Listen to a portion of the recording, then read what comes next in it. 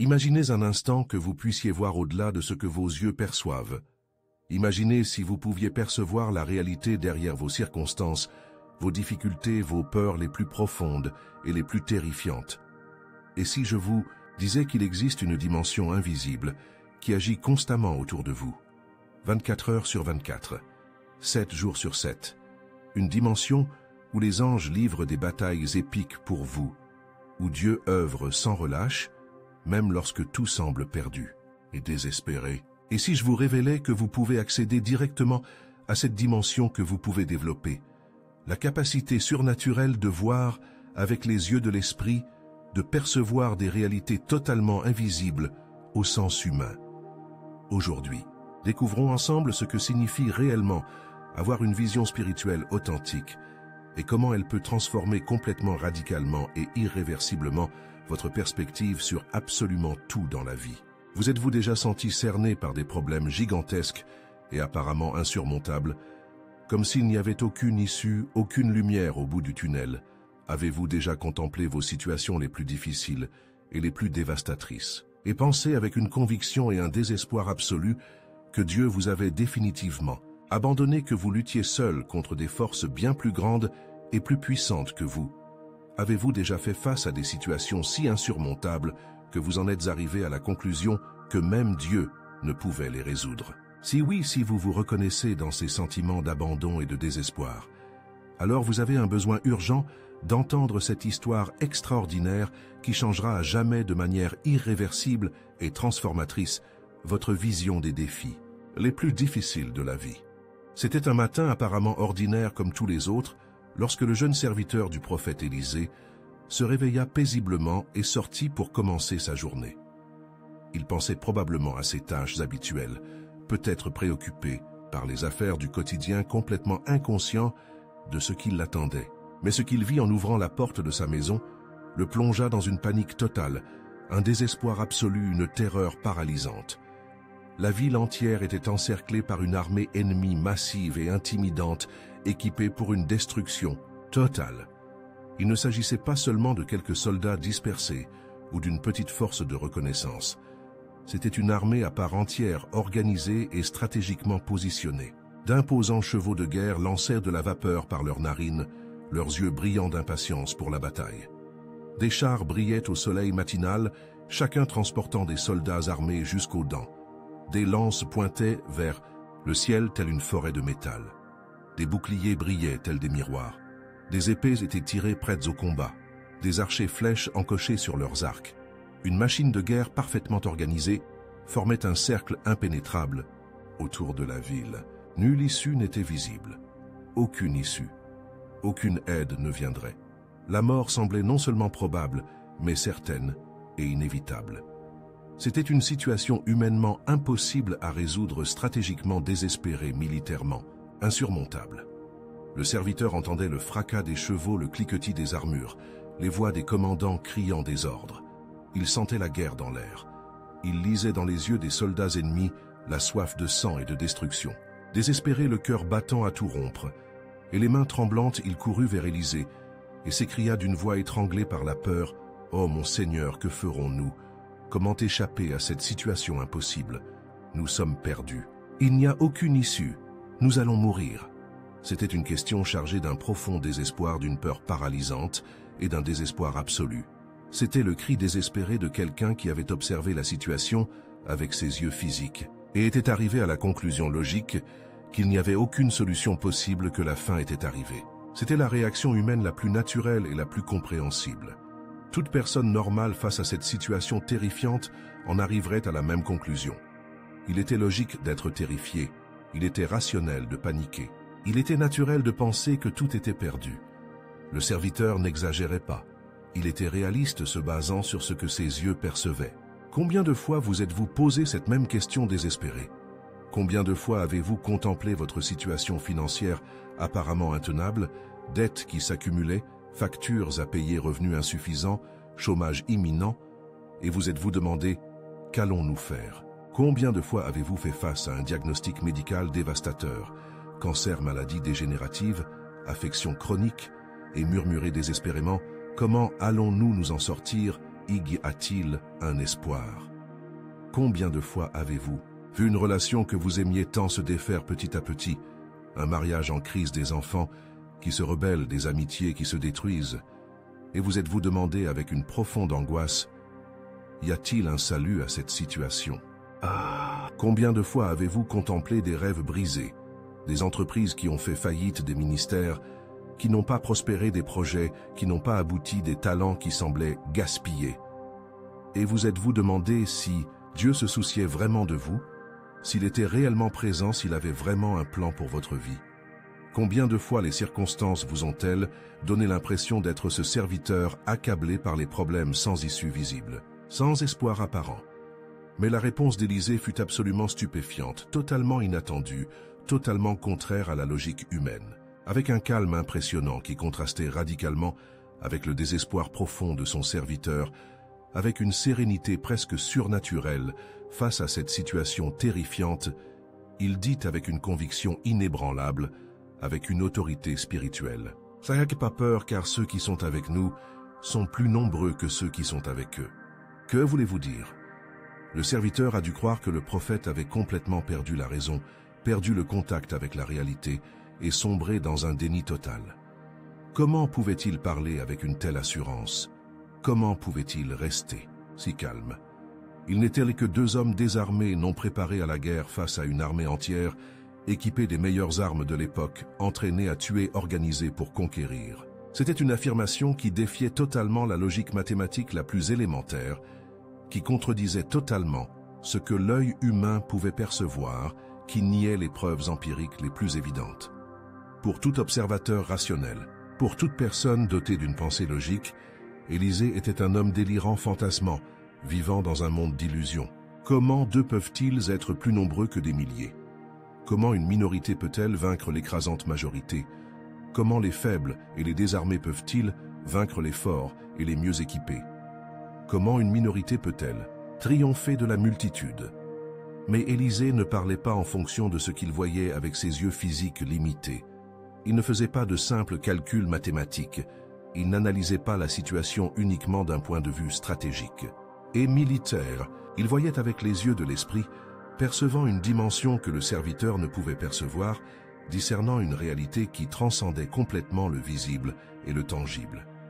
C'est alors qu'Élisée accomplit quelque chose d'absolument extraordinaire, quelque chose qui allait changer à jamais la vision de son serviteur sur la réalité, sur Dieu, sur le fonctionnement réel de l'univers. Il se tourna vers Dieu avec la confiance de quelqu'un qui connaît le caractère divin et pria avec une foi inébranlable, avec une autorité spirituelle. « Seigneur, je te prie d'ouvrir ses yeux pour qu'il voie. » Notez quelque chose de fascinant et de profond dans cette prière. Élisée ne demandait pas à Dieu de changer les circonstances extérieures. Il ne priait pas pour que l'armée ennemie disparaisse comme par magie. Il ne réclamait pas une intervention militaire surnaturelle. Il ne demandait pas à Dieu d'envoyer des anges combattre les soldats. Sa prière était bien plus profonde, bien plus révélatrice. C'était un appel à une transformation de la perception, à un élargissement de la vision, à la révélation de la réalité spirituelle. Et puis le miracle le plus extraordinaire, celui qui a transformé sa vie, s'est produit. Dieu a exaucé la prière d'Élisée de manière immédiate et puissante. Il a ouvert les yeux spirituels du serviteur et le jeune homme a vu quelque chose qui l'a laissé sans voix, absolument stupéfait, totalement transformé. La montagne était littéralement remplie de magnifiques chevaux célestes et de chars de feu étincelants entourant Élisée. Une armée angélique massive, puissante et invincible était stratégiquement positionnée pour la bataille. Il ne s'agissait pas de quelques anges dispersés. Il s'agissait d'une force militaire céleste complète, organisée et prête à l'action. Des chevaux célestes plus majestueux que n'importe quel animal terrestre. Des chars de feu plus imposants que n'importe quelle machine de guerre humaine. Des guerriers angéliques plus puissants que n'importe quel soldat mortel. Des armes spirituelles plus efficaces que n'importe quel arsenal terrestre. Une protection céleste plus sûre que n'importe quelle forteresse construite par l'homme. La protection divine était toujours présente, silencieuse, vigilante et prête à intervenir en cas de besoin. Le serviteur ne pouvait tout simplement pas voir, car ses yeux spirituels étaient fermés, sa perception limitée aux dimensions physiques, sa vision restreinte à ce qu'il pouvait toucher voir, entendre et ressentir avec ses 5 sens. Ce récit, puissant, transformateur et révélateur, nous enseigne une vérité fondamentale qui peut révolutionner notre façon de vivre, de penser et de réagir aux circonstances. La vision spirituelle est un don divin extraordinaire qui transcende le naturel, le visible, l'évident et le mesurable. Elle nous révèle ce qui se cache réellement derrière les circonstances auxquelles nous sommes confrontés, derrière les émotions que nous ressentons, derrière les combats que nous menons quotidiennement dans notre cheminement de foi, derrière les luttes qui semblent nous dominer. La vision spirituelle, c'est comme avoir accès à une fréquence radio spéciale qui transmet des informations que les fréquences normales ne peuvent capter. C'est comme un radar spirituel qui détecte des réalités totalement invisibles au sens naturel. C'est comme une radiographie spirituelle capable de percer les apparences trompeuses et de percevoir la réalité céleste en permanence. C'est comme un GPS divin qui vous indique non seulement votre position géographique, mais aussi la destination spirituelle, que Dieu vous réserve la destination finale qu'il a préparée pour vous. La différence entre Élisée et son serviteur ne résidait pas dans la réalité physique qui les entourait. Ils étaient tous deux dans la même ville. Ils voyaient tous deux la même armée ennemie. Ils étaient tous deux confrontés à la même menace extérieure. La réalité était exactement la même pour tous deux, tant d'un point de vue physique que matériel. L'armée ennemie était bel et bien là, ce n'était pas de l'imagination. Le danger était bien réel, ce n'était pas de la paranoïa. La menace était concrètement sérieuse, ce n'était pas une exagération. La différence résidait dans la perception, dans la capacité de voir au-delà de l'immédiatement visible, dans la capacité de discerner la dimension spirituelle à l'œuvre dans la situation, dans la sensibilité à percevoir des réalités qui transcendent les 5 sens humains, dans la maturité spirituelle, à comprendre qu'il se passe beaucoup, plus de choses, que ce qui apparaît à la surface. Alors que le serviteur ne voyait que le problème gigantesque et redoutable qui menaçait de les détruire, Élisée voyait la solution puissante et garantie que Dieu avait apportée. Alors que le serviteur ne voyait que l'ennemi menaçant avec ses armes mortelles, Élisée voyait la protection céleste invincible et sa puissance supérieure. Alors que le serviteur ne voyait qu'une défaite imminente et inévitable due à la supériorité numérique, Élisée voyait une victoire certaine et établie fondée sur la supériorité divine. Alors que le serviteur ne voyait que 2 personnes, faibles et vulnérables contre des milliers, Élisée voyait une armée céleste prête au combat à leur côté. Et c'est une leçon que nous devons impérativement comprendre, intérioriser profondément et appliquer systématiquement dans nos vies. Bien souvent, voire la plupart du temps, nous n'avons pas besoin que Dieu change radicalement notre situation extérieure. Nous n'avons pas besoin d'une révolution dans notre situation. Nous n'avons pas besoin d'une transformation radicale de notre environnement. Nous avons besoin qu'il transforme notre perception intérieure, qu'il change notre façon de voir, qu'il élargisse notre capacité à discerner ce qu'il fait déjà. L'aide divine est déjà présente dans votre vie en cet instant même où vous écoutez ce message. Les puissants anges de Dieu livrent déjà vos batailles les plus difficiles pendant que vous dormez, travaillez et vous inquiétez.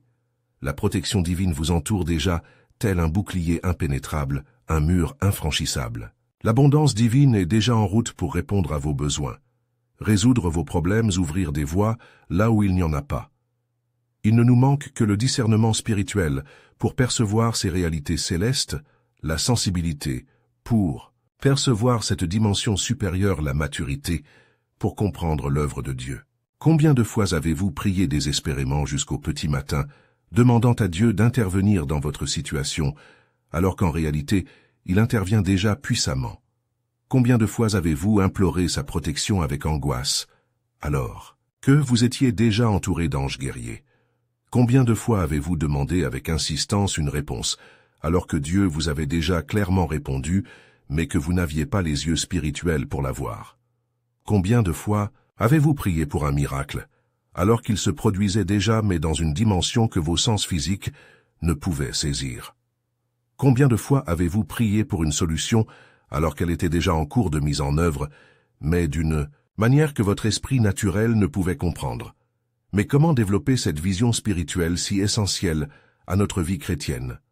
Comment ouvrir les yeux de notre esprit pour voir ce que Dieu accomplit constamment autour de Comment développer cette sensibilité pour percevoir des réalités qui transcendent le physique?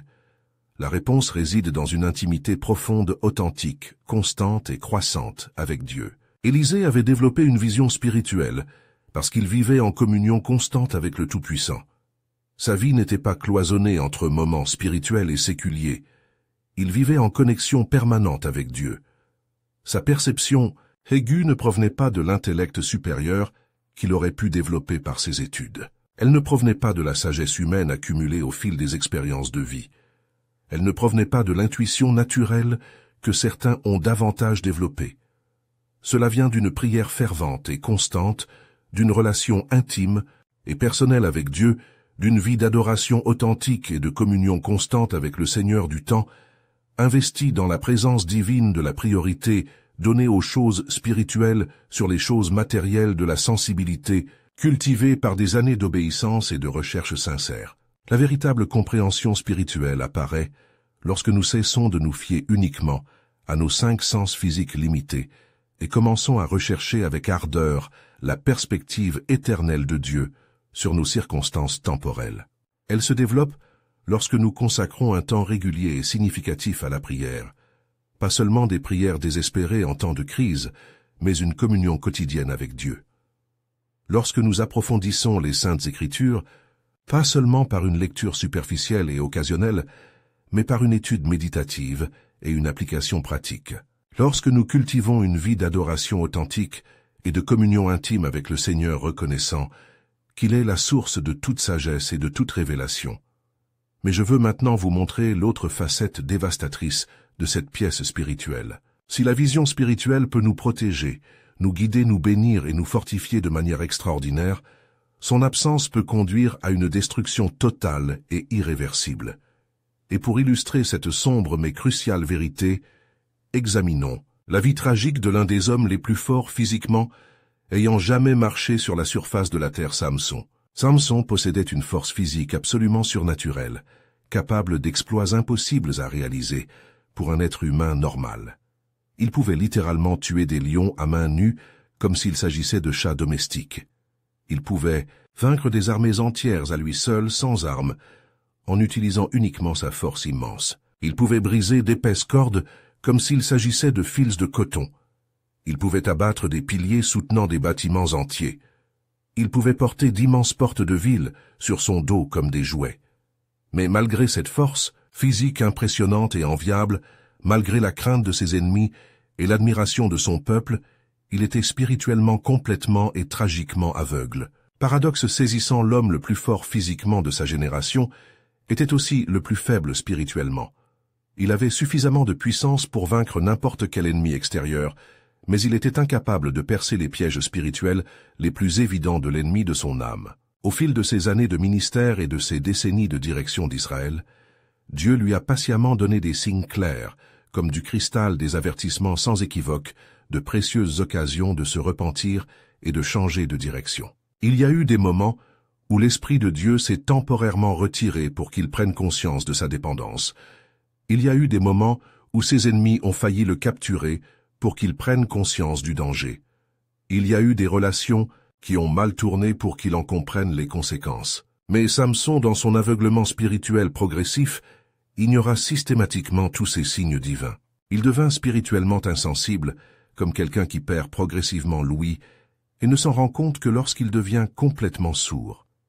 Il s'endurcit émotionnellement, comme quelqu'un qui développe des callosités dans son âme. Il se compromettit moralement, faisant de petites concessions qui devinrent de graves trahisons de ses principes. Il s'adonnait dangereusement au péché, comme s'il s'agissait d'un jeu inoffensif tel un enfant jouant avec le feu, sans se rendre compte du danger. Il concluait des accords douteux avec le monde païen qui l'entourait, compromettant peu à peu ses valeurs. Il transigeait avec ses vœux sacrés envers Dieu, les considérant comme des suggestions facultatives, plutôt que comme des engagements sérieux. Il commença à vivre comme si les règles de Dieu ne s'appliquaient pas à lui, comme si sa force physique le mettait à l'abri des conséquences spirituelles. Et peu à peu, presque imperceptiblement, telle une maladie silencieuse qui progresse sans symptômes apparents, sa vision spirituelle s'est estompée, sa sensibilité divine s'est émoussée, sa communion avec Dieu s'est dégradée. Sa capacité à discerner le bien du mal s'est estompée.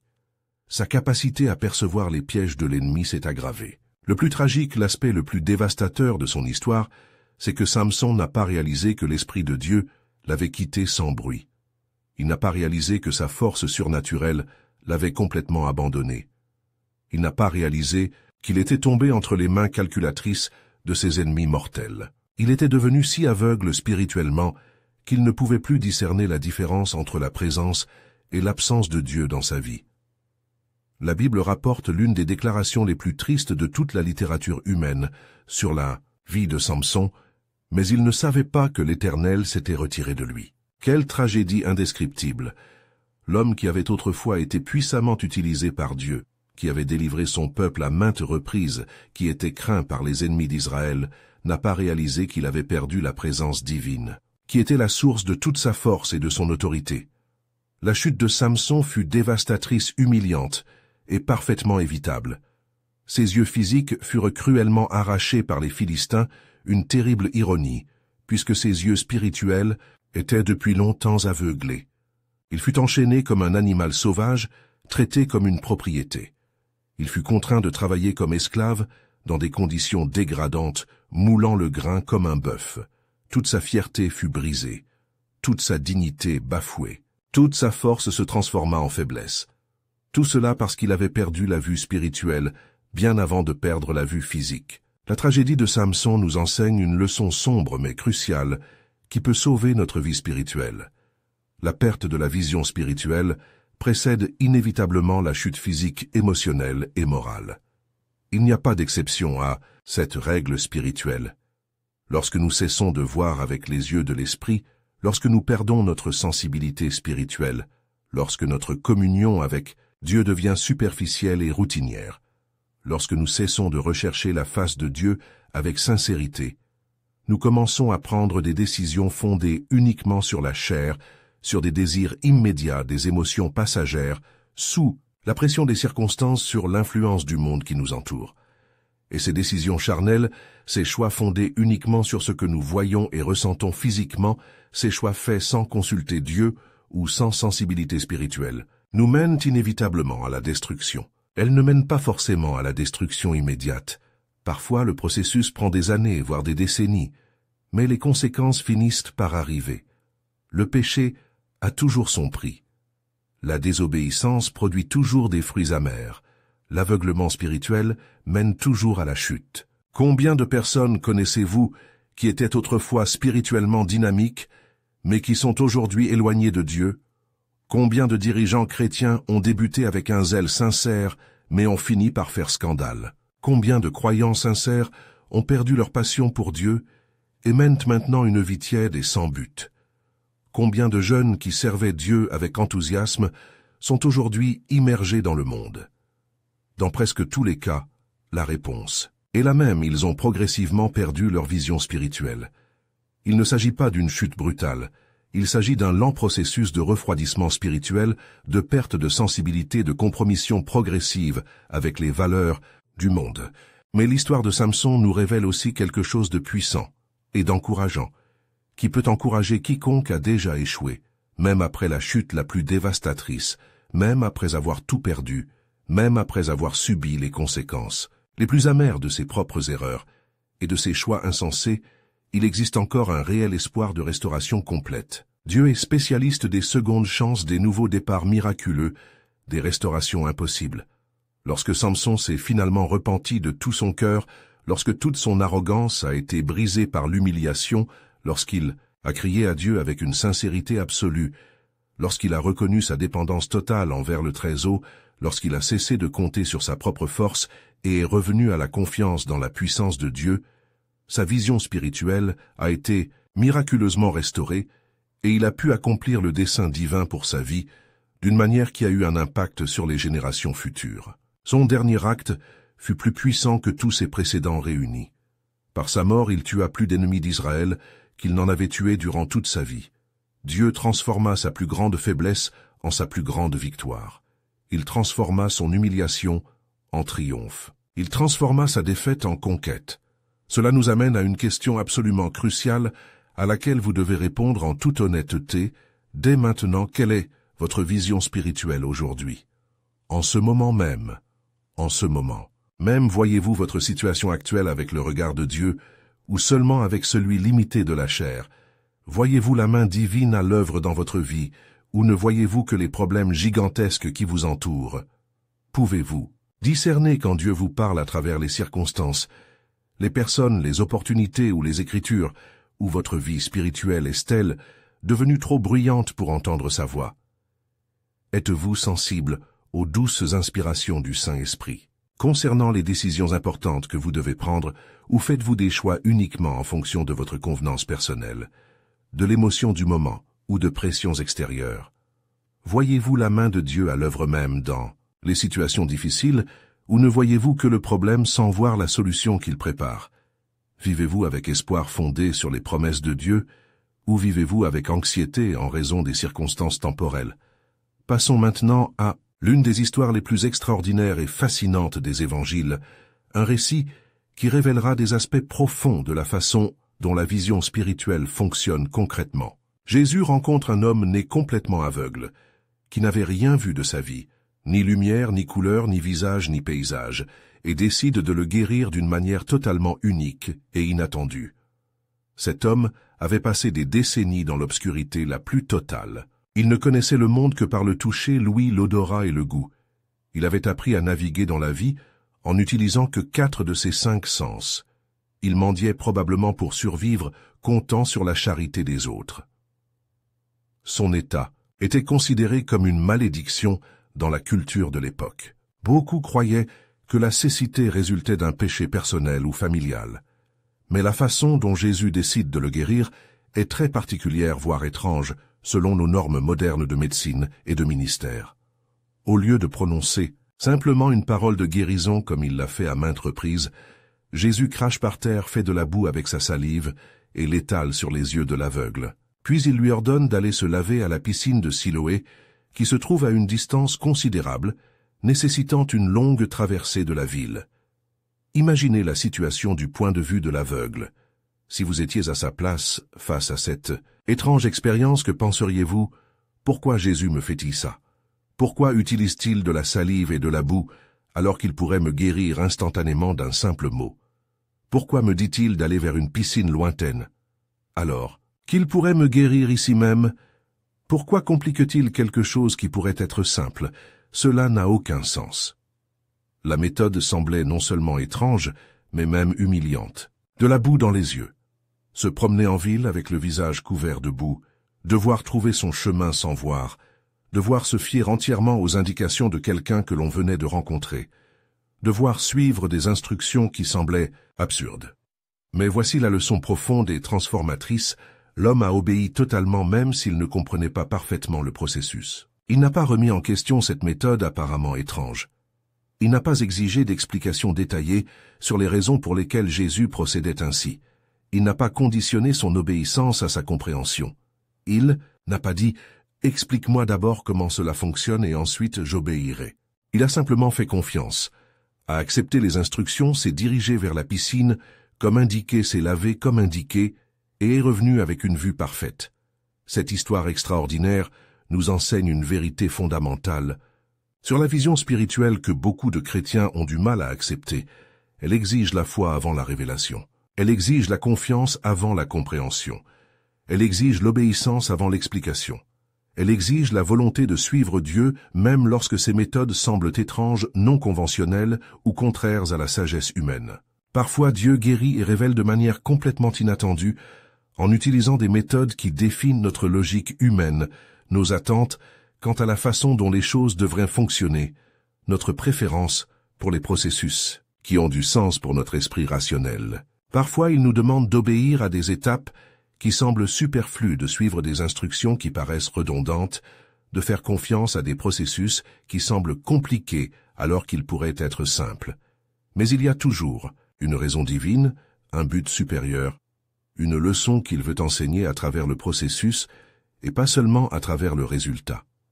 La vision spirituelle se développe dans une confiance inébranlable en Dieu, dans une obéissance inconditionnelle, dans la volonté de suivre le Seigneur même, lorsque ses voies semblent mystérieuses, difficiles à comprendre, ou contraires à nos attentes. Combien de fois Dieu vous a-t-il demandé de faire un pas de foi qui n'avait aucun sens pour votre esprit rationnel? Combien de fois vous a-t-il dirigé sur un chemin qui semblait totalement contraire à la sagesse humaine, aux conseils de vos amis et aux attentes de la société? Combien de fois avez-vous manqué des bénédictions incroyables parce que vous avez conditionné votre obéissance à votre compréhension, votre confiance à votre compréhension? Combien de fois Dieu a-t-il essayé de vous emmener vers un nouveau niveau spirituel, mais vous avez résisté parce que le processus vous semblait étrange, la méthode compliquée, les instructions inutiles?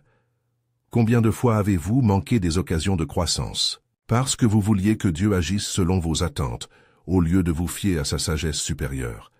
Mais l'histoire de l'aveugle guéri ne s'arrête pas là. En fait, ce qui se passe après la guérison est encore plus révélateur de la nature de la vision spirituelle et de ses conséquences sur la vie de ceux qui la reçoivent. Lorsque l'homme fut miraculeusement guéri, lorsque sa vie fut complètement transformée, lorsqu'il revint chez lui avec une vue parfaite, il dut faire face à une opposition féroce et systématique de la part du système religieux établi de l'époque. Les pharisiens, qui se considéraient comme les gardiens absolus de la vérité spirituelle, les experts en matière religieuse, les arbitres de ce qui était et n'était pas de Dieu, furent profondément troublés par le miracle. Au lieu de se réjouir du retour de la vue de l'homme, au lieu de glorifier Dieu pour la compassion manifestée, ils se sentaient menacés par la démonstration de puissance de Jésus. Ils ont interrogé l'homme à plusieurs reprises, lui posant des questions suggestives, cherchant des incohérences dans son témoignage. Ils ont tenté de le faire nier le miracle évident qui s'était produit, suggérant qu'il mentait ou se faisait des illusions. Ils ont fait pression sur ses parents âgés pour qu'ils nient le témoignage de leur fils par l'intimidation et les menaces. Ils ont menacé de l'expulser de la synagogue, ce qui signifierait un ostracisme total, la perte de son emploi et l'isolement de la communauté. Et ici, nous apprenons une autre leçon cruciale et souvent douloureuse sur le cheminement spirituel. Une vision spirituelle authentique se heurte souvent aux structures religieuses établies et peut engendrer une opposition intense, une résistance systématique et une persécution organisée. Lorsqu'on commence à voir avec les yeux de Dieu, lorsqu'on commence à voir au-delà des traditions humaines et des apparences religieuses, lorsqu'on commence à discerner la différence entre religiosité apparente et relation authentique, avec Dieu, cela peut profondément perturber ceux qui se complaisent dans l'aveuglement spirituel. La véritable compréhension spirituelle remet toujours en question le statu quo religieux. Elle dénonce l'hypocrisie là où elle existe. Elle révèle la différence entre la connaissance de Dieu et la connaissance de Dieu. Elle s'attaque aux systèmes qui maintiennent les gens dans un esclavage spirituel par le biais de traditions humaines, de rituels creux et du légalisme religieux. Ne soyez donc pas surpris si votre cheminement vers le développement de votre vision spirituelle suscite de la résistance dans certains cercles religieux. Ne vous inquiétez pas si des personnes qui se considèrent spirituellement matures se sentent menacées par votre véritable croissance spirituelle. Ne vous découragez pas si votre quête d'une intimité authentique avec Dieu contrarie ceux qui préfèrent les rituels familiers aux relations authentiques. Jésus lui-même a prévenu que cela arriverait. Vous serez haïs de tous à cause de mon nom. Non pas nécessairement par arrogance ou par esprit de controverse, mais parce que la lumière de la vérité peut être gênante pour ceux qui préfèrent vivre dans l'ombre d'une religiosité superficielle. Mais remarquez quelque chose de puissant et d'inspirant dans l'attitude de cet homme guéri. Malgré toutes les pressions intenses, toutes les menaces systématiques, toutes les intimidations organisées, tous les risques d'exclusion sociale, il est resté absolument ferme dans son témoignage. Il n'a pas été intimidé. Il n'a pas changé son récit. Il n'a pas nié ce qu'il avait vécu. Il déclara avec une conviction inébranlable et un courage impressionnant: « Je ne sais s'il est pécheur, une chose est sûre, j'étais aveugle. Et maintenant je vois. » Quelle déclaration puissante, quel témoignage irréfutable, quelle fermeté admirable. La vision spirituelle renforce le témoignage et engendre une certitude intérieure que nul ne peut ébranler, remettre en question ou détruire. Lorsque vous voyez véritablement ce que Dieu a accompli dans votre vie, lorsque vous faites personnellement l'expérience de la puissance transformatrice du Christ, lorsque vous expérimentez la réalité du surnaturel, personne ne peut vous convaincre. Du contraire, vous ne pourrez peut-être pas expliquer tous les détails théologiques du miracle. Vous ne pourrez peut-être pas répondre à toutes les questions philosophiques sur les raisons pour lesquelles Dieu agit comme il le fait. Vous n'aurez peut-être pas toutes les réponses théoriques aux questions complexes de la foi. Mais vous savez ce que vous avez vécu personnellement. Vous savez la véritable transformation qui s'est produite dans votre vie. Vous avez vécu le miracle de vos propres yeux. Et cette expérience personnelle, cette véritable expérience avec Dieu, est plus puissante que tout argument intellectuel, plus convaincante que tout débat théologique, plus solide que toute preuve académique. Personne ne peut contester votre expérience personnelle. Personne ne peut nier ce que vous avez vécu. Personne ne peut invalider votre transformation. Je veux maintenant vous emmener dans un lieu complètement différent, géographiquement et émotionnellement, dans le désert, aride et solitaire à un moment dévastateur et bouleversant de la vie de Jacob qui a tout changé à jamais. Il fuyait désespérément la juste colère de son frère Ésaü, après qu'il eut cruellement trompé son père âgé et aveugle et subtilisé la bénédiction qui revenait de droit à l'aîné. Jacob subissait les conséquences amères de ses choix égoïstes et manipulateurs. Il était seul dans le désert, dans une situation terrifiante, à une époque sans technologie, sans communication, sans système de secours. Il était paralysé par la peur qu'Ésaü ne l'attrape et ne le tue violemment. Il était envahi par une culpabilité accablante pour ce qu'il avait fait à sa famille. Il éprouvait de profonds remords pour les décisions qui l'avaient conduit à cette situation désespérée. Il payait le prix fort de ses choix égoïstes, de sa tendance à vouloir contrôler les situations, par la manipulation de son manque de confiance dans le plan de Dieu pour sa vie. Il arriva dans un endroit désolé et rocailleux, appelé Béthel, et sans coussin ni confort, sans hôtel ni auberge, utilisant une pierre froide et dure comme oreiller, il dormit à la belle étoile du désert, exposé aux éléments vulnérables, aux animaux sauvages et aux bandits. C'est alors à son moment le plus vulnérable et le plus indigne, alors qu'il se sentait le plus éloigné de Dieu et le plus indigne de toute bénédiction, qu'il fit un rêve absolument extraordinaire qui allait changer à jamais sa perspective, sur Dieu, sur lui-même, sur le but de sa vie. Il vit une échelle majestueuse et imposante qui allait de la terre au ciel, reliant les deux dimensions servant de pont entre l'humain et le divin. Sur cette échelle, des anges puissants et brillants montaient et descendaient constamment dans un mouvement incessant de communication entre le ciel et la terre, portant les prières vers le haut et apportant les réponses vers le bas, intercédant pour les enfants de Dieu et mettant en œuvre les plans divins. Et au sommet de l'échelle se trouvait Dieu lui-même, le Créateur de l'univers, le Seigneur de toutes choses, qui fit d'incroyables promesses de protection inconditionnelle, de provision abondante et de multiplication extraordinaire. Dieu ne condamnait pas Jacob pour ses graves erreurs. Il ne le rejetait pas à cause de ses manquements moraux. Il n'annulait pas ses promesses à cause des imperfections humaines. Il confirmait ses promesses malgré les faiblesses humaines, réaffirmait son amour malgré les erreurs humaines, assurait sa fidélité malgré l'infidélité humaine. Lorsque Jacob se réveilla en sursaut de ce rêve qui avait changé sa vie lorsqu'il revint à la réalité physique, après cette expérience spirituelle extraordinaire, il s'exclama avec une crainte profonde, avec une profonde révérence. Certainement l'Éternel est en ce lieu, et je ne le savais pas. Quelle déclaration révélatrice, quelle confession qui a transformé sa vie. Cette puissante révélation a complètement transformé sa vision de la situation actuelle. Il a compris que même dans ses erreurs les plus graves, même dans son désert le plus aride, même lorsqu'il se sentait le plus indigne et abandonné, le ciel lui était encore pleinement accessible. Dieu n'avait pas changé d'adresse. L'accès au trône de grâce n'avait pas été interrompu. La communication entre le ciel et la terre n'avait pas été interrompue. L'échelle de Jacob nous enseigne une vérité libératrice et encourageante. Sur la vision spirituelle, elle éveille notre conscience de la présence divine constante de la réalité, que Dieu est toujours présent, toujours accessible, toujours intéressé par nos affaires. Dieu n'était pas seulement dans le temple glorieux ou dans les lieux considérés comme sacrés par la religion établie. Il était là dans le désert hostile et solitaire, au cœur de la fuite désespérée de Jacob, au moment de sa plus grande faiblesse et de sa plus grande vulnérabilité. La vision spirituelle nous aide à comprendre que Dieu est présent même lorsque nous nous sentons complètement abandonnés. Il est à l'œuvre même lorsque nous ne voyons pas sa main à l'œuvre. Il est à l'œuvre même lorsque tout semble s'écrouler autour de nous. Il se soucie de nous-mêmes, lorsque les circonstances suggèrent une négligence divine. Combien de fois vous êtes-vous senti si loin de Dieu que vous pensiez qu'il ne pouvait pas vous entendre? Combien de fois des circonstances difficiles vous sont-elles fait croire que vous aviez perdu à jamais la faveur de Dieu? Combien de fois des erreurs passées vous ont-elles fait sentir indignes de la présence de Dieu? La compréhension spirituelle révèle que le ciel ne se ferme jamais à ceux qui crient avec sincérité, que la miséricorde de Dieu se renouvelle chaque matin, que ses compassions ne tarissent jamais. Vous entendez ce message en ce moment même, et ce n'est pas une coïncidence.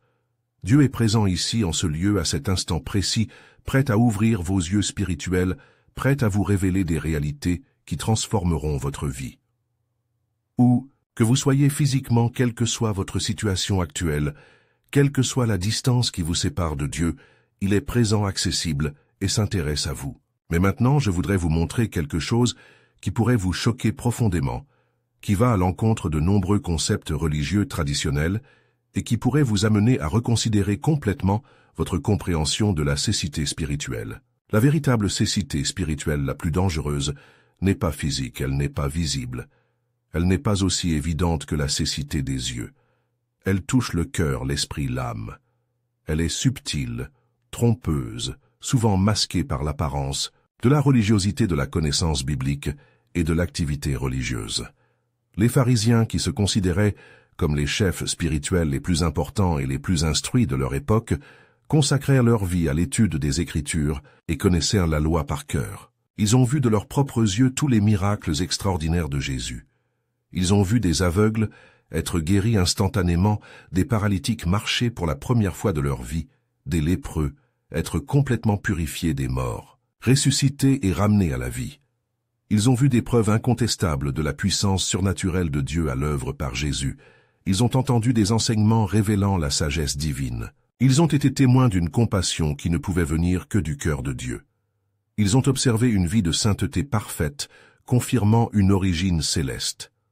Pourtant, malgré des preuves aussi claires et convaincantes, malgré des preuves irréfutables de la divinité du Christ, ils ont systématiquement rejeté la vérité. Ils ont inventé des explications alternatives aux miracles. Ils ont attribué des signes surnaturels au diable. Ils ont cherché des moyens de discréditer ce qui était manifestement divin. Ils ont remis en question des motivations manifestement pures. Ils ont critiqué des méthodes manifestement efficaces. Jésus leur adressa des paroles qui ont résonné à travers les siècles et s'appliquent à beaucoup de gens aujourd'hui. « Je suis venu dans ce monde pour un jugement, afin que ceux qui ne voient pas voient, et que ceux qui voient deviennent aveugles. » Les pharisiens, offensés par cette insinuation, demandèrent avec indignation « Sommes-nous aussi aveugles ?» Et Jésus répondit par une déclaration dévastatrice qui devrait nous faire tous trembler. « Si vous étiez aveugles, vous n'auriez pas de péché, mais maintenant, parce que vous dites « Nous voyons, votre péché demeure. » Quelle déclaration puissante et effrayante!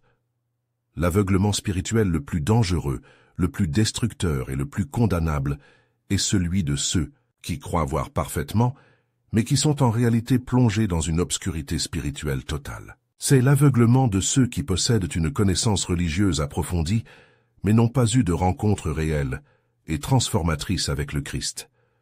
C'est l'aveuglement de ceux qui connaissent la Bible par cœur, mais ne connaissent pas personnellement le Dieu de la Bible.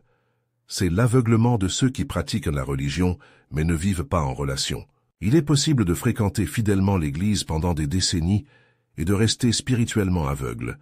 Il est possible de connaître des doctrines complexes, une théologie systématique et l'histoire biblique, tout en étant complètement éloigné de la vérité qui nous libère. Il est possible de participer à des rituels religieux, d'accomplir des obligations ecclésiastiques, de maintenir des apparences spirituelles, et pourtant d'être dépourvu de relations vitales avec Dieu. Il est possible d'apparaître spirituel extérieurement et d'être mort intérieurement. L'authentique compréhension spirituelle naît d'une rencontre réelle, personnelle et transformatrice avec le Christ, et non de l'accumulation de connaissances religieuses. Elle naît d'une relation vivante, dynamique et croissante avec Dieu, et non de rituels creux ou de traditions humaines désuètes. Elle se développe par l'expérience personnelle du surnaturel et non par la simple étude intellectuelle du surnaturel. Par conséquent, si vous souhaitez développer une véritable compréhension spirituelle, vous devez rechercher une expérience authentique avec Jésus. Vous devez dépasser la religiosité superficielle et vous immerger dans une véritable intimité avec le Sauveur. Vous devez cesser de vous contenter de la connaissance de Dieu et rechercher une connaissance personnelle de Dieu. Vous devez quitter votre zone de confort religieux et entrer dans l'aventure d'une relation authentique avec le Créateur. Pour revenir à l'histoire remarquable d'Élisée et de son serviteur, il y a un autre aspect profondément révélateur qu'il nous faut explorer attentivement et avec réflexion. Lorsqu'Élisée pria Dieu avec ferveur d'ouvrir les yeux de son serviteur, il ne lui demanda pas d'envoyer de nouveaux anges pour les protéger. Il ne sollicita pas une nouvelle intervention divine. Il n'implora pas le ciel d'intervenir davantage. Il ne réclama pas de renfort céleste. Il demanda simplement que le serviteur puisse voir ce qui était déjà là, agissant silencieusement, constamment présent, actif en permanence. La protection céleste était déjà stratégiquement positionnée autour d'eux. Les anges étaient déjà en formation de combat, prêts à agir. La victoire était déjà assurée dans les lieux célestes. La puissance de Dieu était déjà manifeste dans la situation. Le serviteur ne pouvait tout simplement pas percevoir la réalité spirituelle qui l'entourait. Cela révèle une vérité absolument transformatrice qui peut révolutionner votre vie de prière, votre façon de voir les circonstances, votre attitude face aux problèmes. Bien souvent, peut-être la plupart du temps, nous n'avons pas besoin d'une nouvelle action spectaculaire de Dieu, mais d'une nouvelle perception spirituelle de ce qu'il accomplit déjà. Nous n'avons pas besoin qu'il fasse quelque chose de différent ou de supplémentaire, mais nous avons besoin qu'il voie mieux, qu'il perçoive plus clairement, qu'il discerne plus précisément ce qu'il accomplit déjà constamment autour de nous. La protection céleste était déjà à l'œuvre dans la vie du serviteur avant même qu'il ne sache qu'il en avait besoin. Les anges étaient déjà en position de combat avant même l'apparition de la première menace.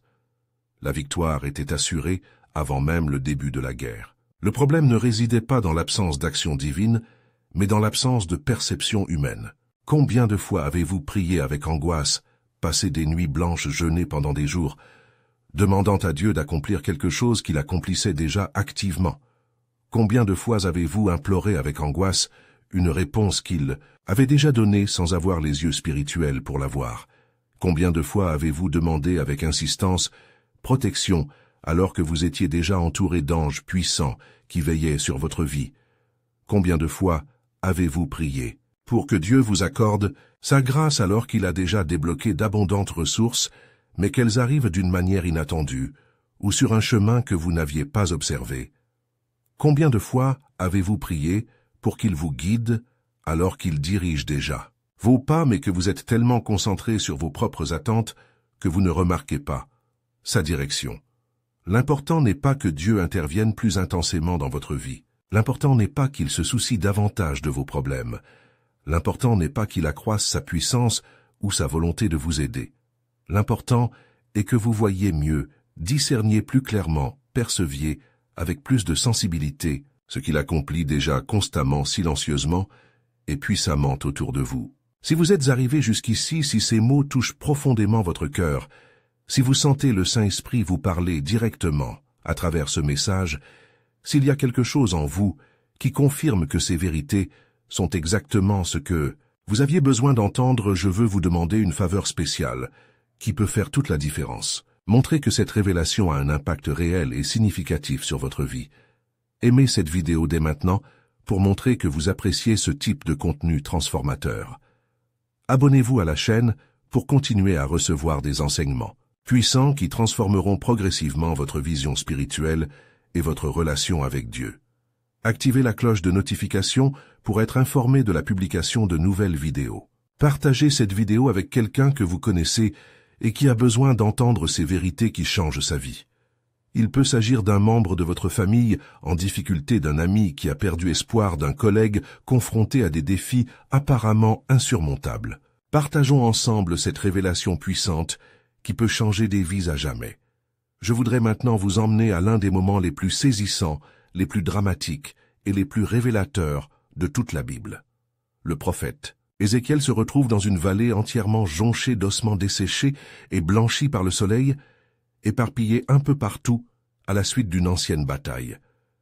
C'était un spectacle absolument désolant, un cimetière à ciel, ouvert de rêves irrécupérables, d'espoirs perdus, de situations apparemment irréparables. C'était comme contempler un champ de bataille antique où des milliers de guerriers étaient de mort leur corps, s'étant complètement décomposés au fil des ans, ne laissant que des ossements secs, éparpillés un peu partout.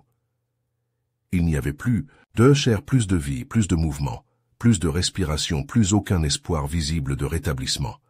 C'était l'image parfaite de la mort totale, de l'impossibilité absolue, de la fin définitive. Ézéchiel marchait parmi ces ossements, constatant l'étendue de la désolation, l'ampleur de la mort, l'apparente impossibilité de toute restauration. Ce spectacle pouvait facilement conduire au désespoir, au découragement total, à la conclusion que certaines situations sont irrémédiables. Dieu posa à Ézéchiel une question qui défiait totalement la logique humaine, l'expérience médicale et les lois de la nature. Fils de l'homme, ces os peuvent-ils revivre? C'était une question à laquelle il était humainement impossible de répondre avec un optimisme rationnel. Comment des os complètement secs, sans chair, sans sang, sans vie, sans aucun signe de vitalité, pouvaient-ils revenir à la vie? C'était scientifiquement impossible, biologiquement irréalisable, naturellement inconcevable. Toute personne rationnelle, tout médecin compétent, tout scientifique honnête répondrait « impossible ». Les ossements desséchés ne peuvent pas vivre. La mort est irréversible. Aucune technologie ne permet de ressusciter ce qui est mort. Depuis si longtemps. Cette question semblait n'avoir qu'une seule réponse logique, non. Mais Ézéchiel, faisant preuve d'une profonde perspicacité spirituelle et d'une sagesse divine, répondit avec humilité et foi, « Seigneur Dieu, tu sais ». Il ne dit pas « impossible » en se basant sur ce qu'il a vu physiquement. Il ne limite pas Dieu aux possibilités humaines, aux lois de la science ou aux limites de la médecine.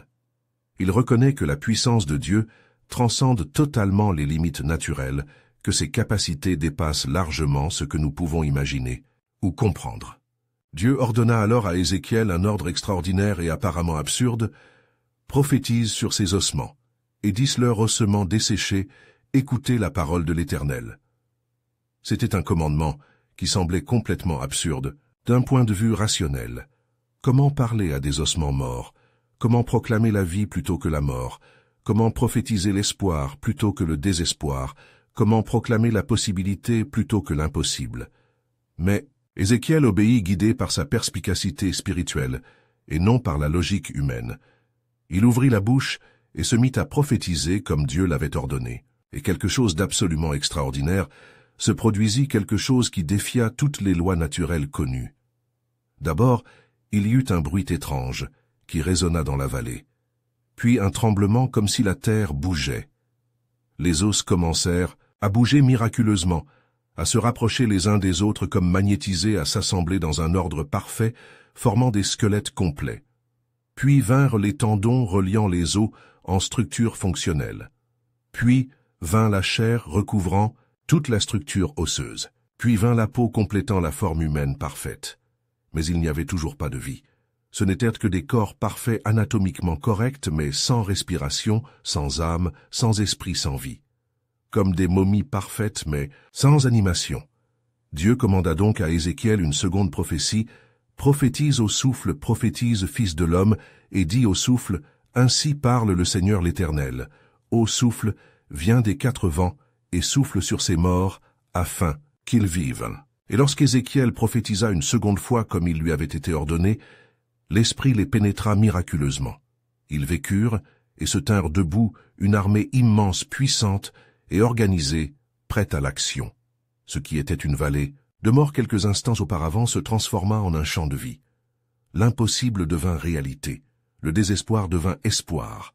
Cette vision puissante et transformatrice nous enseigne des vérités profondes sur la vision spirituelle qui peuvent changer notre perception des situations impossibles. Premièrement, même dans des situations de désolation totale, de mort totale, d'impossibilité absolue, Dieu peut susciter une vie abondante. Même lorsque tout semble perdu, sans espoir apparent, lorsque la situation paraît irréversible, la puissance de Dieu peut restaurer, renouveler, ressusciter miraculeusement. Deuxièmement, Dieu recherche des collaborateurs spirituellement éveillés pour opérer cette transformation. Il aurait pu relever les eaux lui-même sans aide humaine. Il aurait pu accomplir tout cela miraculeusement sans instrument terrestre. Mais il a choisi d'œuvrer par l'intermédiaire d'Ézéchiel, un être humain doté d'une vision spirituelle, capable de voir des possibilités là où d'autres voyaient des impossibilités. Troisièmement, cette vision spirituelle ne se limite pas à la contemplation passive, à l'observation admirative, elle est propice à l'action prophétique, à la participation active, à l'œuvre de Dieu. Ézéchiel ne s'est pas contenté de voir, la vision et d'être impressionné, il l'a mise en pratique. Il a prophétisé avec foi même lorsque tout autour de lui indiquait une impossibilité totale. Il a proclamé la victoire de la vie sur la mort. Il a proclamé l'espoir sur le désespoir. Combien de vallées d'ossements desséchés y a-t-il autour de vous en ce moment? Combien de mariages semblent morts sans vie, sans communication, sans amour, sans espoir de guérison? Combien de rêves semblent enfouis, oubliés, impossibles à ressusciter? Combien de situations financières semblent désespérées, sans issue, sans avenir? Combien de vies semblent perdues, détruites sans possibilité de guérison? Combien d'églises semblent spirituellement mortes, sans vie, impuissantes et sans impact? Combien de communautés semblent abandonnées de Dieu, oubliées et sans espoir? Combien de ministères semblent avoir perdu leur efficacité, leur pertinence et leur pouvoir transformateur? Dieu recherche des personnes dotées d'une vision spirituelle pour prophétiser la vie dans ces situations de mort. Il recherche des individus capables de voir au-delà des apparences physiques et d'annoncer des possibilités célestes. Il veut vous utiliser comme un instrument de résurrection, de restauration et de transformation miraculeuse. Mais rappelez-vous un point crucial à ne pas négliger: la vision spirituelle n'est pas un don facile, ni un don anodin, ni une bénédiction sans responsabilité. Elle s'accompagne d'un engagement sérieux, d'une lourde responsabilité et de grandes attentes. Lorsque Dieu ouvre vos yeux spirituels, il attend de vous que vous soyez à la hauteur de ce que vous voyez. Lorsqu'il révèle ses plans, il attend votre coopération active. Lorsqu'il vous révèle les besoins qui vous entourent, il attend de vous une action compatissante. Jésus a énoncé une vérité profonde qui devrait résonner dans nos cœurs. Il y a plus de bonheur à donner qu'à recevoir. La vision spirituelle ne sert pas seulement à notre bien-être personnel, à notre protection individuelle, à notre compréhension intime. Elle nous permet d'être de puissants instruments de bénédiction dans la vie des autres. Elle nous permet de voir les besoins que les autres ne voient pas, les opportunités qu'ils ratent, les possibilités qu'ils ignorent. En développant votre discernement spirituel, vous devenez responsable de l'utiliser pour le bien du royaume de Dieu. Vous devenez un agent de transformation, un prophète d'espoir, un instrument de résurrection dans un monde rempli de morts spirituelles. Dieu désire vous ouvrir les yeux spirituels, plus que vous ne le souhaitez, mais cela exige un engagement total de votre part. Cela exige une vie de prière constante et fervente, et non pas seulement des prières désespérées en temps de crise. Cela exige une étude approfondie et régulière des Écritures, et non pas une lecture superficielle et occasionnelle. Cela exige une repentance sincère et continue, et non pas seulement des remords pour les conséquences négatives du péché. Cela exige une recherche sincère de la face de Dieu, et non pas seulement de ses bénédictions. La vision spirituelle exige aussi une foi courageuse. Il ne suffit pas de voir clairement, il faut agir en conséquence. Il faut prophétiser la vie au-delà des situations désespérées. Il faut proclamer la victoire au milieu d'une défaite apparente. Il faut marcher dans l'obéissance même lorsque le chemin paraît incertain ou dangereux. Il faut prendre des décisions en fonction de ce que Dieu révèle et non des circonstances. Repensez à la situation transformatrice du serviteur d'Élisée. Après que ses yeux se furent surnaturellement ouverts et qu'il eut perçu une immense protection céleste, son attitude changea radicalement. La peur paralysante se transforma en confiance inébranlable. Le désespoir étouffant se transforma en foi victorieuse. La paralysie émotionnelle se transforma en action courageuse. L'anxiété débilitante en paix surnaturelle. Voir avec les yeux de l'esprit transforme non seulement notre perspective mentale, mais aussi notre attitude émotionnelle et physique face à la vie. Cela modifie notre façon d'aborder les problèmes, de réagir aux pressions, de saisir les opportunités et de vivre notre quotidien. Lorsque vous percevez véritablement la dimension spirituelle à l'œuvre dans votre vie, vous ne pouvez plus vivre sans espoir, sans but, sans direction. Et voici une vérité libératrice qui peut révolutionner votre existence, nul besoin d'attendre. D'être dans une situation idéale pour développer une vision spirituelle. Nul besoin d'avoir une vie parfaitement organisée, nul besoin d'être sans problème ni difficulté, nul besoin de résoudre tous vos problèmes avant de rechercher l'intimité avec Dieu. Jacob eut une vision qui allait changer sa vie dans le désert, en fuite emplie de culpabilité et de peur. Cet aveugle-né n'avait rien de matériel à offrir à Jésus, et pourtant il reçut une guérison miraculeuse. Ézéchiel était en exil loin de sa patrie et du temple lorsqu'il reçut ses visions les plus puissantes. Le serviteur d'Élisée était en proie à la panique lorsque ses yeux s'ouvrirent. Dieu n'attend pas de vous que vous soyez parfait pour ouvrir vos yeux spirituels. Il n'exige pas que vous ayez tout compris avant de révéler ses secrets. Il attend de vous que vous soyez sincère dans votre recherche honnête, dans votre relation avec lui, disposé à voir même lorsque la vérité est inconfortable ou difficile. Parfois, la première chose que révèle la vision spirituelle est notre véritable état spirituel, nos besoins profonds, notre aveuglement et nos limites. Et cela ne devrait pas vous décourager, cela devrait vous motiver énormément. Car lorsque vous reconnaissez honnêtement votre besoin, vous êtes sur la bonne voie pour recevoir la solution. Lorsque vous admettez humblement votre cécité spirituelle, vous êtes prêt à recouvrer la vue. Lorsque vous reconnaissez sincèrement votre totale dépendance à Dieu, vous êtes prêt à expérimenter sa puissance transformatrice. L'histoire de Samson nous enseigne une leçon pleine d'espoir. Il est possible de retrouver la vision spirituelle même après l'avoir perdue de façon dramatique. Même après avoir connu des échecs cuisants, même après avoir subi les conséquences amères de ses propres erreurs et de ses choix insensés, il existe encore un réel espoir de restauration complète. Un repentir sincère et des cris sincères peuvent rouvrir les yeux fermés par le péché, la négligence et la désobéissance. Dieu est spécialiste des secondes chances, des nouveaux départs miraculeux et des restaurations impossibles. Mais il est bien mieux, bien plus sage de préserver la vue spirituelle que de devoir la recouvrer après l'avoir perdue. Il est bien mieux de garder ses yeux spirituels ouverts que d'avoir à subir les conséquences dévastatrices de la cécité. Soyez donc constamment vigilants. Préservez jalousement votre communion avec Dieu. Cultivez soigneusement votre vie de prière. Restez constamment attentif à la voix du Saint-Esprit. Rappelez-vous aussi que la vision spirituelle se développe progressivement, graduellement, comme un muscle renforcé par l'exercice. L'homme que Jésus a guéri n'a pas reçu une vision parfaite instantanément. Il a d'abord vu des hommes marcher comme des arbres, une vision déformée et confuse. Puis Jésus lui a touché les yeux à nouveau et sa vue a été complètement restaurée. De même, votre compréhension spirituelle se développera progressivement étape par étape à mesure que vous chercherez Dieu sincèrement et grandirez dans une véritable intimité avec lui. Ne vous découragez pas si vous ne voyez pas encore tout avec une clarté absolue. Ne soyez pas frustrés s'il reste des domaines de votre vie où vous avez besoin de plus de discernement spirituel. La vision spirituelle est un processus continu, un cheminement de croissance, un développement constant. L'important est d'être sur le bon chemin, de chercher sincèrement, de grandir dans la foi et de progresser en maturité spirituelle. Et voici quelque chose d'absolument crucial que vous devez comprendre, et accepter avoir une vision spirituelle signifie prendre la responsabilité de vivre avec un but éternel, avec une perspective céleste. Lorsque vous voyez avec les yeux de Dieu, vous ne pouvez plus vivre uniquement pour ce monde temporel. Vous réalisez que vos actions ont des conséquences éternelles, que vos paroles ont un pouvoir de vie ou de mort, que votre vie a un but transcendant, qui va bien au-delà du temporel et du matériel.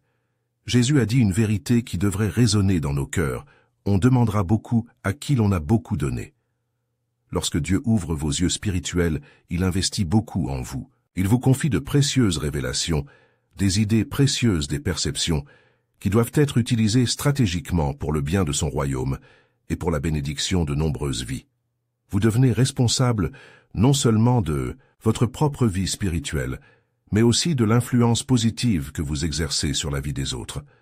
Vous devenez un instrument entre les mains de Dieu pour apporter la lumière là où règnent les ténèbres, l'espoir là où règne le désespoir, la vie là où règne la mort.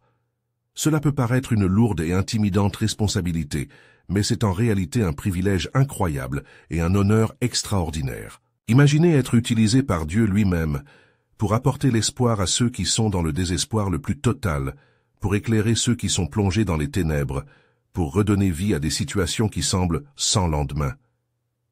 Imaginez être un instrument précieux entre les mains du Créateur de l'univers pour faire une différence éternelle dans la vie des gens. Je voudrais maintenant vous poser une question directe, personnelle et précise. Que voyez-vous exactement dans votre vie aujourd'hui, en ce moment même?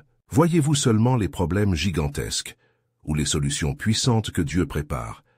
Voyez-vous seulement l'ennemi menaçant ou la protection céleste invincible qui vous entoure?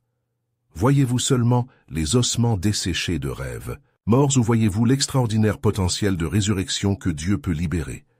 C'est le moment décisif pour vous de prendre une décision qui changera à jamais le cours de votre vie. Continuerez-vous à vivre avec une vision limitée et superficielle, ne voyant qu'avec les yeux fragiles de la chair? Ou chercherez-vous Dieu avec une sincérité totale pour développer une vision spirituelle qui transformera complètement votre perspective sur tout?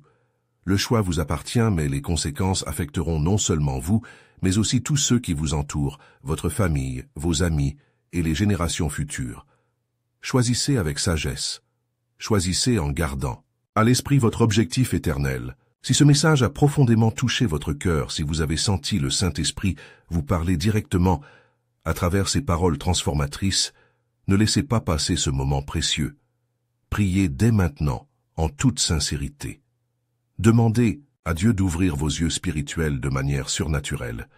Engagez-vous sérieusement à rechercher une plus grande intimité avec lui. Prenez la décision définitive de vivre avec un but éternel, avec une perspective céleste. J'aimerais beaucoup avoir de vos nouvelles, entendre votre témoignage, savoir comment Dieu agit dans votre vie. Laissez un commentaire détaillé ci-dessous pour nous expliquer comment ce message a influencé votre vie. Dites-nous quel domaine de votre vie a urgemment besoin d'une plus grande compréhension spirituelle. Partagez vos réflexions personnelles sur ce que signifie vraiment voir avec les yeux de Dieu. Ne gardez pas égoïstement cette précieuse révélation pour vous. Partagez cette vidéo avec vos amis, votre famille, vos collègues et toute personne de votre entourage qui a désespérément besoin de développer une vision spirituelle. Soyez un instrument conscient de Dieu pour ouvrir les yeux spirituels des autres. Souvenez-vous de cette vérité éternelle. Lorsque vous bénissez les autres avec une vérité qui change la vie, vous êtes vous-même abondamment béni. Que Dieu ouvre vos yeux spirituels d'une manière si puissante que vous ne serez plus jamais la même personne. Puissiez-vous voir sa main divine constamment à l'œuvre dans chaque circonstance de votre vie.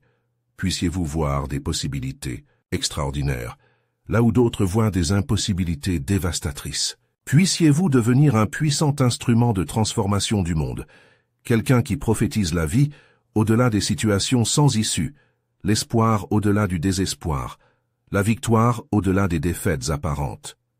Et n'oubliez jamais cette vérité, libératrice et encourageante, l'aide divine est déjà présente et active dans votre vie en ce moment même.